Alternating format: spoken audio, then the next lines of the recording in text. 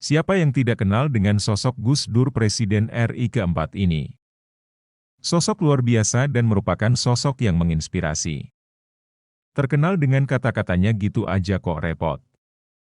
Untuk mengenang beliau, berikut adalah biografi singkat Gus Dur atau KH. Abdurrahman Wahid. Abdurrahman Wahid atau yang akrab disapa Gus Dur memiliki nama lengkap Abdurrahman Ed-Dahil. Secara etimologi, Ed-Dahil berarti sang penakluk, namun dikarenakan nama Ed-Dahil tidak begitu dikenal, maka diganti dengan nama Abdurrahman Wahid. Sebutan Gus Dur dikarenakan lahir di lingkungan pesantren. Gus adalah kependekan dari kata bagus yaitu sebutan yang sering diberikan kepada anak seorang kiai sebagai bentuk penghormatan di daerah Jawa Timur dan Jawa Tengah. Gus Dur dikenal sebagai tokoh yang kontroversial dan berdedikasi tinggi terhadap penegakan hak asasi manusia, HAM, pembela kaum minoritas, sosoknya yang penuh teka-teki dan kontroversial sehingga pemikiran dan tindakannya sering disalahpahami oleh banyak kalangan. Abdurrahman Wahid atau Gus Dur dilahirkan di Jombang, Jawa Timur 4 Agustus 1940. Gus Dur merupakan putra pertama dari 6 bersaudara. Ayahnya bernama KH. Wahid Hashim yang merupakan putra dari KH. Hashim Asy'ari, pendiri Jamiah Nahdlatul Ulama, NU, sebagai organisasi massa Islam terbesar di Indonesia dan sekaligus pendiri pesantren Tebu Ireng Jombang. Ibunya bernama Hajah Sholehah merupakan putri KH, Bisri Syansuri pendiri pesantren Denanyar Jombang, Jawa Timur.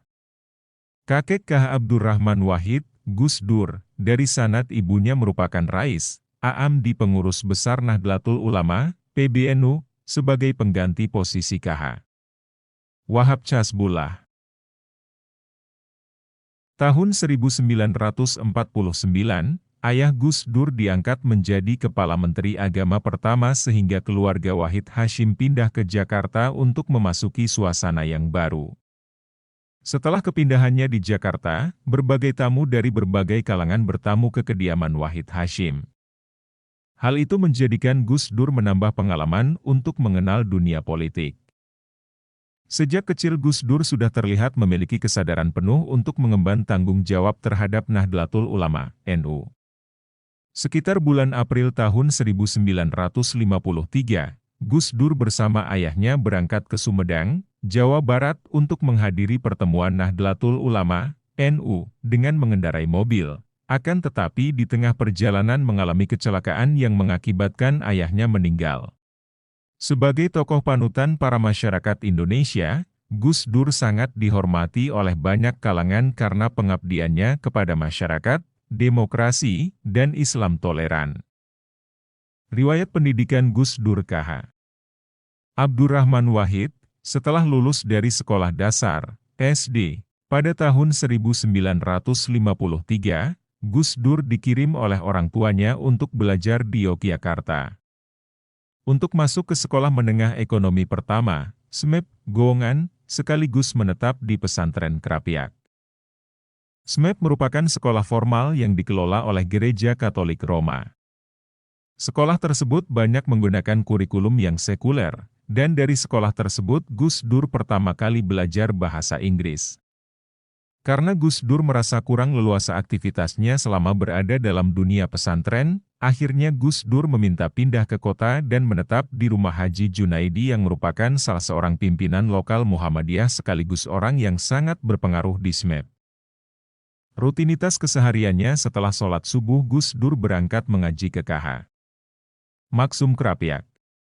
Pada siang harinya, Gus Dur sekolah di SMEP dan malam hari Gus Dur ikut berdiskusi dengan Haji Junaidi dengan anggota Muhammadiyah yang lain, untuk meningkatkan belajar bahasa Inggris. Gus Dur tidak hanya sebatas memahami buku-buku yang berbahasa Inggris. Akan tetapi berusaha menggali informasi dari berbagai mancanegara dan aktif mendengarkan siaran radio Voice of America dan BBC London. Saat seorang bernama Sumantri, guru SMEP, mengetahui Gus Dur pandai bahasa Inggris, Sumantri memberinya buku berjudul What is to be Done. Pada saat yang sama Gus Dur telah mengenal Das Kapital Karl Marx, filsafat Plato, Thales, dan lain-lain. Tamat dari sekolah tersebut, Gus Dur melanjutkan pendidikan ke pesantren Tegalrejo, Magelang, Jawa Tengah pimpinan KH Chaudhary. Gus Dur pun dikenal dengan ritual-ritual sufi yang mistik dengan bimbingan kiainya. Dari situlah Gus Dur sering melakukan ziarah. Pada saat di pesantren, Gus Dur tidak pernah lupa membawa koleksi-koleksi bukunya sehingga membuat para santri yang lain heran melihat buku-buku bacaannya. Tak hanya itu, Gus Dur pun mulai menunjukkan kemampuannya dalam hal berbicara dan humor yang membuat santri lain terhibur dengan gaya bicara dan sifat humorisnya. Dalam kehidupannya di lingkungan pesantren, ada sebuah cerita yang menarik dari sosok Gus Dur pada saat acara imtihan yang diselenggarakan sebelum puasa Ramadan.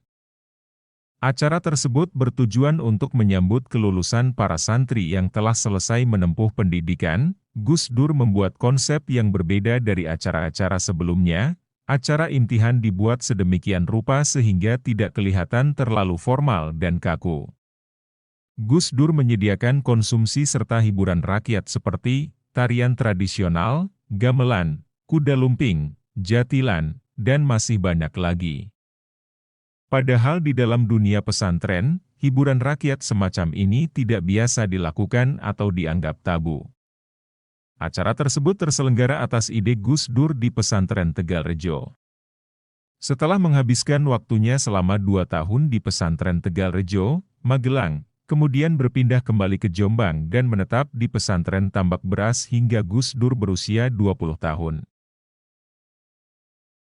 Di pesantren Tambak Beras, Gus Dur menjadi ustadz sekaligus menjadi ketua keamanan di pesantren milik pamannya yaitu KH Abdul Fattah.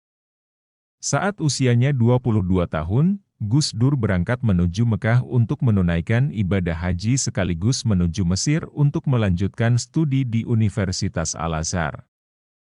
Setibanya di Mesir, Gus Dur merasa kecewa karena tidak dapat langsung melanjutkan ke kampus Al-Azhar karena harus masuk ke madrasah aliyah dahulu. Di luar kegiatan kampus, Gus Dur antusias untuk mengunjungi makam keramat para wali seperti Syekh Abdul Qadir Jailani, pendiri Jamaah Tarekat Qadiriyah, dan Gus Dur pun banyak mendalami ajaran Imam Junaid Al-Baghdadi yang merupakan pendiri aliran tasawuf yang banyak diikuti oleh jamaah NU. Dengan demikian, Gus Dur menemukan sumber inspirasi dalam wilayah spiritualnya. Setelah menyelesaikan pendidikan di Baghdad, Gus Dur bermaksud melanjutkan studi ke Eropa, akan tetapi persyaratannya cukup ketat karena harus menguasai bahasa Jerman, Yunani, dan Latin. Untuk menghilangkan rasa kecewanya akhirnya Gus Dur menjadi pelajar keliling yang melakukan kunjungan ke universitas-universitas lain. Akhirnya Gus Dur menetap di Belanda selama 6 bulan, sekaligus mendirikan suatu perkumpulan pelajar Muslim Indonesia dan Malaysia yang tinggal di daratan Eropa, untuk memenuhi kebutuhan hidupnya selama di perantauan. Dalam sebulan Gus Dur 2 kali pergi ke pelabuhan untuk bekerja sebagai cleaning service kapal tanker dan Gus Dur pun sempat pergi ke S1 MCH Pronunciation Guild University of Canada untuk memperdalam kajian keislaman. Kemudian Gus Dur kembali ke Indonesia setelah terilhami sebuah berita tentang perkembangan dunia pesantren dan perjalanan studinya berakhir pada 1971. Kemudian kembali ke Jawa dan memulai kehidupan baru sekaligus menjadi perjalanan awal karirnya. Semangat belajar Gus Dur tidak pernah surut. Tahun 1979, Gus Dur ditawari untuk menempuh pendidikan di Australia untuk mendapatkan gelar doktor, namun hal tersebut tidak bisa dipenuhi oleh Gus Dur. Gus Dur merupakan sosok yang gemar membaca dan sangat aktif memanfaatkan perpustakaan milik ayahnya dan sering berkunjung ke perpustakaan umum di Jakarta. Sejak usia remaja, Gus Dur sudah akrab dengan berbagai majalah, surat kabar, novel, serta buku-buku seperti tentang filsafat serta dokumen-dokumen mancanegara juga tidak luput dibacanya. Selain gemar membaca, Gus Dur juga suka bermain bola, catur, menonton bioskop, dan mendengarkan musik. Setelah jatuhnya era Soeharto, banyak partai politik baru terbentuk. Pada Juni 1998, banyak orang dari komunitas NU berharap pada Gus Dur untuk membentuk parti politik. Pada Juli 1998, Gus Dur mulai menanggapi ide tersebut karena menyadari bahwa partai politik merupakan satu-satunya cara untuk berjuang di dunia politik, pemerintahan. Gus Dur akhirnya menyetujui pembentukan parpol yang kemudian diberi nama PKB, Partai Kebangkitan Bangsa. Beliau menjabat menjadi Ketua Dewan Penasihat. Pada 7 Februari 1999, PKB secara resmi menyatakan Gus Dur sebagai kandidat pemilihan presiden.